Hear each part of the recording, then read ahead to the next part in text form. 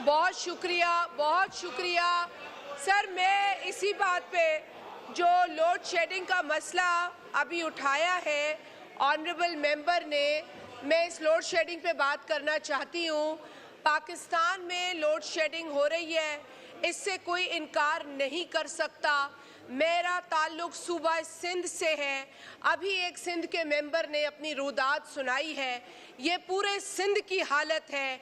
20-20 घंटे वहाँ बिजली नहीं है। हम पे बिजली गिर रही है लेकिन मीटर में बिजली नहीं है।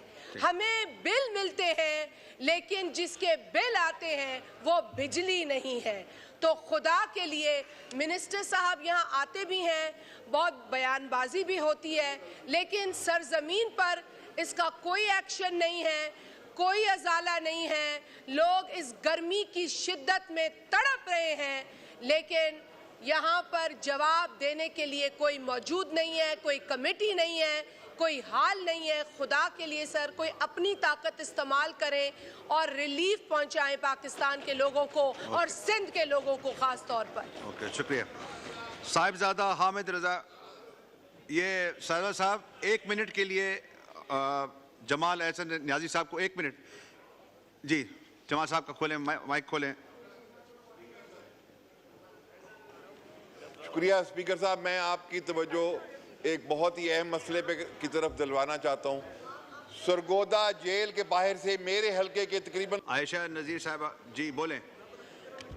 औज़ुबिल्लाहिमिनश्शैतानिर्रजीम बिस्मिल्लाहिर्रहमानिर्रहीम रब्बिश्रह ली सदरी व यस्सिर ली अमरी।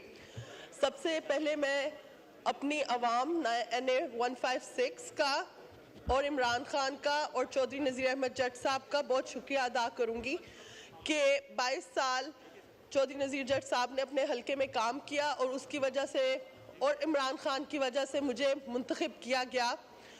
जैसा कि आप जानते हैं कि हम यहाँ अल्लाह के नामों और कुल हुवल्लाह के नीचे बैठे हैं और फिर भी ये जो 3 माह का ये जो मेरा टेन्योर गुजरा है, मैंने काफ़ी चीज़ें ऑब्ज़र्व की हैं।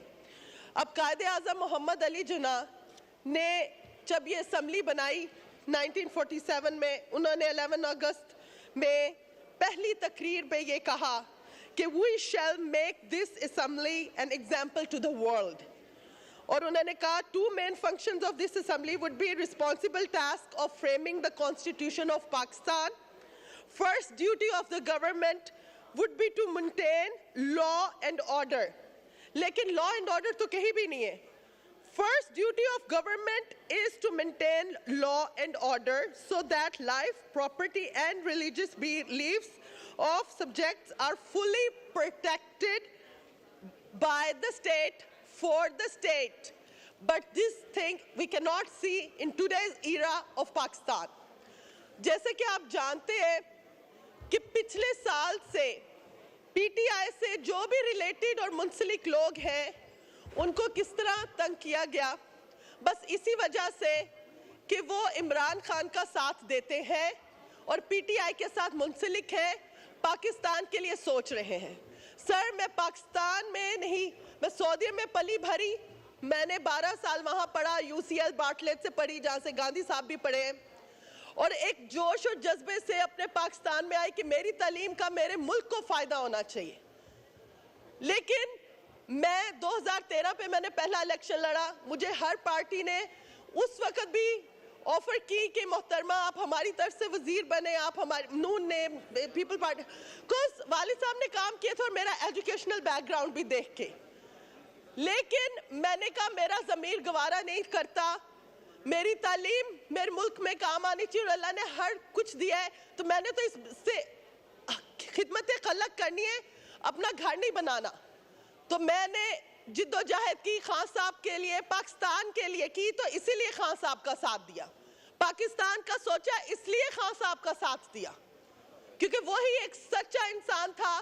बाकी सारों की हिस्ट्री देखी थी, 3-3 बार मिनिस्टर बने, प्राइम मिनिस्टर बने, लेकिन कुछ नहीं किया, बस पैनामा में हमारा नाम खराब किया, पाकिस्तान को जिल्लत दी। और अभी जब पाकिस्तान की पूरी दुनिया में जब नंबर 1 पे आ गए करप्ट पॉलिटिशियंस में